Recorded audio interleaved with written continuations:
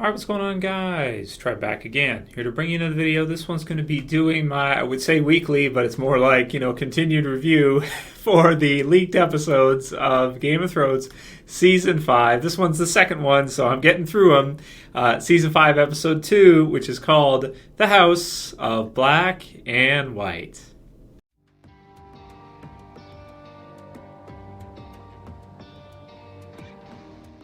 Okay, great. So pretty excited after watching the premiere. Even more excited that we get to see, 4 episodes all at once. Pretty awesome. Those of you who don't know what I'm talking about, the episodes have been leaked, so you can, watch them all back to back if you want to. So continuing with my reviews, did the review for episode 1. It's in the channel right now. This is the review for episode 2, The House of Black and White. So, so we continue with, the storyline with Daenerys. Let's start with her because, of course, she was the end of episode concentration, and they a lot of times put, the biggest thing in the episode is oftentimes at the end. Well, it was one of the biggest things. This one had a few things happen that were pretty big, but I want to talk first about Daenerys. So my thoughts on this. So so you have the son of the Harpy, or seemingly, the guy that they found, who they found with the mask, and he was hiding, and, so he was awaiting trial, and then you have one of the slavers who's been put on her sort of council, I guess, or one of the lead slaver representatives, so to speak, murders him or kills him when he's waiting trial, and puts his mask on him, open eyes, and everything like that, so she obviously didn't want that. She was pissed at that because she wanted him to have a trial. And then afterwards, I guess she thought to herself that, maybe she should have just killed the original guy first. And now the law is the law, and if you murder somebody like that, then you are going to be executed. But it's strange to me that she would give mercy to the first guy, but then the second one, it's kind of similar to Robb, Robb Stark. If you think earlier on, what season was that? It was season 3, where he finds out that the Karstark guy had killed the Lannister boys, right? So he beheads them, and in doing so, he loses, all the Karstark men, right? So it's similar to that, except in this case, we have Daenerys, and of course, Mereen's a totally different animal. But what she does is she publicly executes him, showing an example that killing, that she's not above killing or basically capital punishment, so to speak. She just executes him in public, causing all kinds of chaos and causing almost a whole civil war to break out between the slaves and the masters, so to speak. So really risky, drastic decision, I think. I think that if the first guy got a trial, you should give the trial to the second guy. Don't think you should do that. And I thought she was kind of smarter than that because maybe she just doesn't have the right advisors there to advise her. But, it is a risky decision, and in her doing so, she's going to cause a lot of animosity between the groups, the Sons of the Harpy and the slaves. And the problem is that the slaves don't really have the infrastructure. They don't really have that much power, that much, to fight with. Many of them may not have any money or anything, or any tools, or hardly any blades or anything, swords or whatever, shields, to fight if it comes down to it between the two. Then again, you have a lot of the masters who are, some fat cats, some fat mitts, and don't do a lot of work themselves too. But you see how a public execution is causing more animosity between the groups. So it just feels like, to me, a bad choice, a really, really bad choice, and that she should have given the second one a trial if she was going to give the first one a trial. So interesting. It definitely led to an exciting end, as everybody kind of went crazy, so to speak, and that they did want mercy for him. I think she should have done that. However, you could say it's in her blood not to, so to speak. So there was that. I did like the scene at the end when Drogo returns, or Drogon. I don't know why I keep saying Drogon returns. Meanwhile, you have the other two dragons that are still seemingly tied up and are not loose. And we can see that the Drogon really enjoys his freedom, and he comes to see her, but then he kind of flies off, almost in her wishing he would stay, because obviously it helps if you have a dragon in the background to keep everybody in line. It's like, hey, calm down, everybody, just stop fighting and stop screaming, stop yelling, because I got a freaking dragon.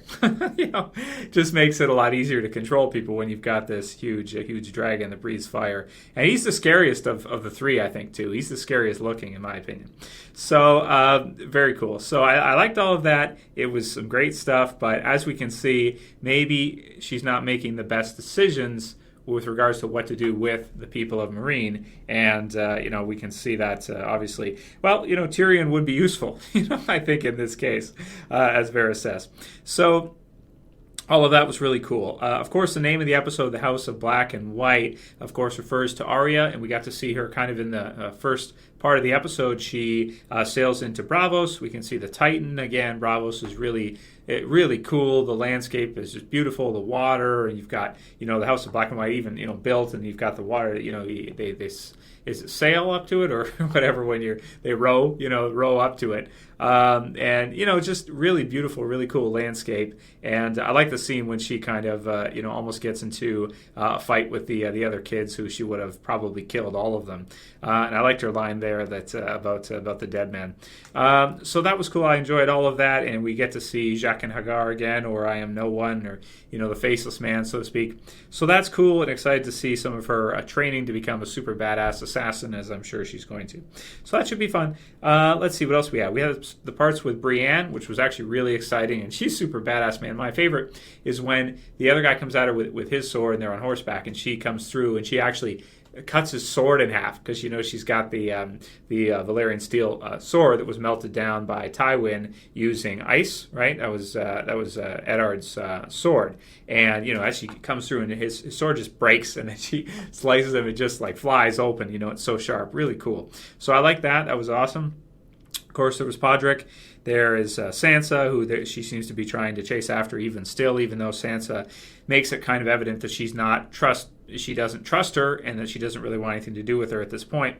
We got to see the Water Gardens, which was cool. We got to see Oberyn's brother, the prince, and Marcella. And in the TV series version, we can see that Jaime has gone on a mission to free Marcella, so to speak, or free her from her vows, or take her back, which is different than the books, isn't it? Pretty sure. Jeez, man. I should really see. The thing is, I'm so busy, I don't get time to reference and reread some of the stuff earlier, especially when they dump 4 episodes in a row on us. But I'm pretty sure that's different than the books. Yeah. So they're kind of going their own route with it, and a lot of things are feeling a lot different than the books. I also like the scene where we got to see that Kevin Lannister, he's not exactly too fond of Cersei, as we can tell in this one. He doesn't really like the way she does things. He wants to hear from the king himself, and yet she just kind of shows up, maybe without even talking to Tommen first.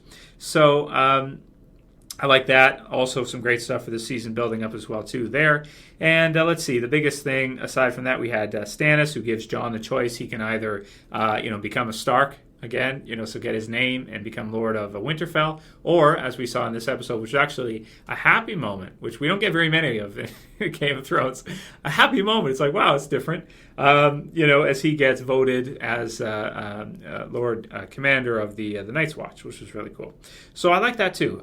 Great episode, great follow-up to the premiere. I'm going to give this one an 8.5 out of 10. Another good episode, really solid after what was a really cool premiere. And I'm excited to see the third episode, as well as, of course, the fourth, since they're all online now.